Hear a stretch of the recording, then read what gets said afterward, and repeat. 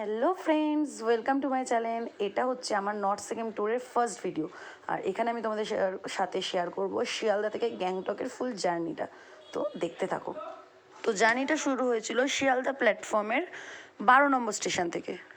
তো দেখতেই পাচ্ছ প্রচুর লোক দার্জিলিং মেলে ওঠার জন্য রেডি হয়েছিল। আর প্রায় আধ ঘন্টা অপেক্ষার পর আমরা দেখা পেয়েছিলাম সেই দার্জিলিং মেলের। আর সাথে সাথে দেখেছিলাম ফার্স্ট টাইম শিয়ালদা প্ল্যাটফর্মে টোটো, যেটাতে করে লোক যাচ্ছিল ট্রেন অবধি। এটা আমার ফার্স্ট টাইম এক্সপিরিয়েন্স। তো ট্রেনটা পুরোপুরি ঢোকার পর নিজেদের কম্পার্টমেন্ট খুঁজে যাচ্ছিলাম নিজেদের সিট বুক করতে, মানে যেহেতু রেজিস্ট্রেশন করাই ছিল, তো যাচ্ছিলাম আমাদের সিট খুঁজতে খুঁজতে খুঁজতে প্রায় স্টেশনের লাস্ট মাথায় আমরা পৌঁছে গেছিলাম। হাঁটছিলামই।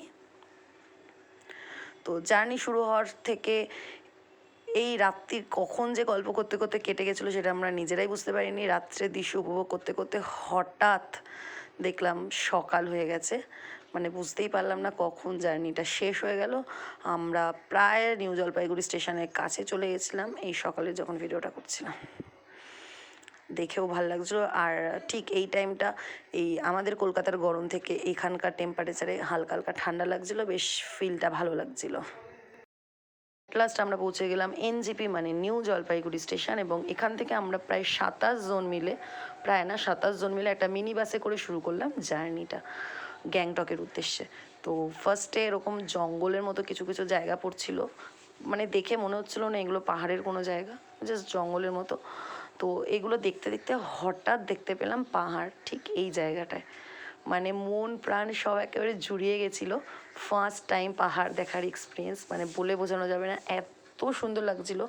আর আমরা যেদিন গেছিলাম সেদিন ওয়েদারটা একটুখানি রেইনি টাইপের ছিল, সেজন্য মেঘগুলো আরও বেশি কাছে চলে এসেছিলো, মনে হচ্ছিলো হাতের কাছে মেঘ ভাসছে এরকম টাইপের। মানে ফার্স্ট টাইম এতটা কাছ থেকে পাহাড় দেখে খুবই ভালো লাগছিলো। এরপরে হয়তো আরও কাছ থেকে দেখেছি পরের দিনগুলোতে, কিন্তু এই টাইমটাতে মানে কী যে সুন্দর এক্সপিরিয়েন্স হয়েছে, মানে বলে বোঝানো যাবে না। মনে হচ্ছিলো একদম আর একটুখানি গেলেই পাহাড়, মানে এই টাইমের ফিলিংসটা খুব ভালো, শুধু চোখ জুড়িয়ে খালি দেখেছি, মানে কিছু বলার নেই।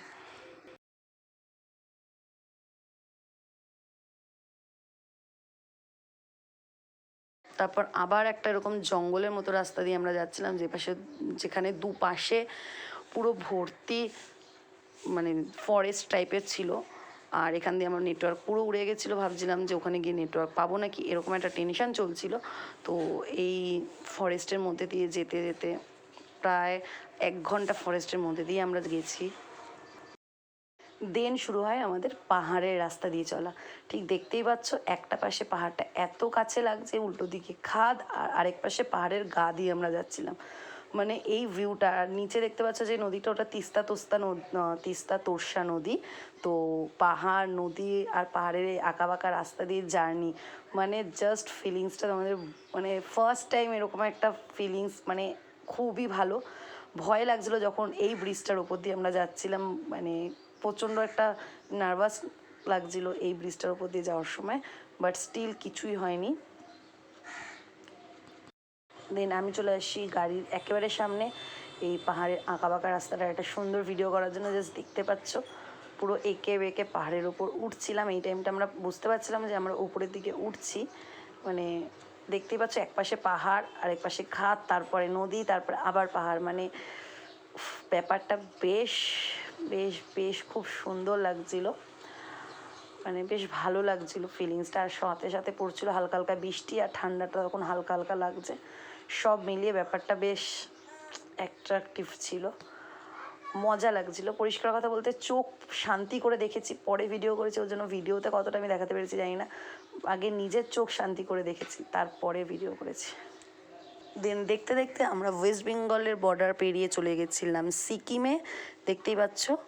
আর এখান দিয়ে দেখছিলাম আরও কিছু রাস্তা তৈরি হওয়ার কাজ চলছে পাহাড় কেটে। তো আমরা অলমোস্ট ঢুকে গেছি সিকিমের রাস্তায়।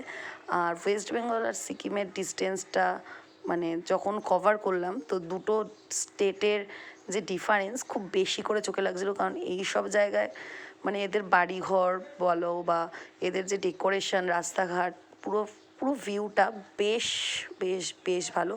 মানে পাহাড়ের প্রত্যেকটা স্টেপে স্টেপে একটা করে দুটো করে বাড়ি, পুরো স্টেপে স্টেপে নামছে, দেখতেই পাচ্ছ ভিউটা পুরো মেঘ মনে হয় জমে গেছিলো, বেশ এনজয় করছিলাম ব্যাপারটা। তোমরাও দেখতে থাকো এবং এনজয় করতে থাকো ভিউটা। তো এত সুন্দর ভিউ দেখতে দেখতে কখন যে 7-8 ঘন্টার বাস জার্নি কমপ্লিট করে ফেলেছিলাম, প্রায় কমপ্লিট করে ফেলেছিলাম, বুঝতেই পারিনি। মাঝখানে একটু শরীরটা খারাপ লাগছিলো যখন ফার্স্ট পাহাড়ে উঠছিল, ওই আঁকা বাঁকা রাস্তার যে টার্নিং পয়েন্টগুলো, ওতে শরীরটা একটু খারাপ লাগছিলো, বমি বমি পাচ্ছিলো, বাট স্টিল ভিউ দেখে আর একটু ওষুধ খেয়ে দুটোই লেভেলে চলে এসেছিলো। তারপরে অতটা শরীর অসুস্থ লাগেনি, বাট অলমোস্ট আমাদের জার্নি শেষ হয়ে এসেছিলো প্রায়। বাস থেকে আমরা নেবে আমরা একটা কারে উঠেছিলাম, সেখান থেকে আমরা যাচ্ছিলাম আমাদের হোটেলের উদ্দেশ্যে, যেখানে আমরা ফার্স্ট নাইট স্টে করেছিলাম, যেটা হচ্ছে গ্যাংটকে। তো গ্যাংটক এমজি মার্কেট থেকে আমাদের হোটেলটা একদম 5 মিনিট হাঁটা পথের ছিল। তো গ্যাংটক মার্কেটের ট্যুর তো আমি লাস্টে দেবো, বাট তোমরা জাস্ট দেখো। আর এই সময়টাও ভিউটা এতটা ভালো লাগছিলো, খুব সুন্দরভাবে গাড়িটা ওপরের দিকে উঠছিলো, অনেকটা ওপরে, প্রায় জানি না ভিডিওতে কতটা বোঝা যাচ্ছে, বাট এখানে মানে সাইডের ভিউটা দেখো, যে সিঁড়ির গ্রিলগুলো যেটা, যে আমরা কতটা উপরে উঠছি বোঝা যাচ্ছিলো। তো ফাইনালি আমরা চলে গেছিলাম আমাদের হোটেলে। তো আজকে আমার এই ভিডিওটা এই অবধি। যদি ভালো লেগে থাকে প্লিজ ভিডিওটা লাইক করতে ভুলবে না, একটা কমেন্ট করে দেবে, তাহলে আমার একটু ভালো লাগবে। এত কষ্ট করে ভিডিও করাটা আমার মনে হবে যে না সার্থক। আর আমার চ্যানেলটা প্লিজ সাবস্ক্রাইব করে দেবে পরের গ্যাংটক ভিডিও দেখার জন্য। পরের ভিডিওটা আসছে গ্যাংটকের গুরুভাম্বার লেক বা কালা পাহাড়, কোনো একটা নিয়ে। তো টাটা, বাই বাই।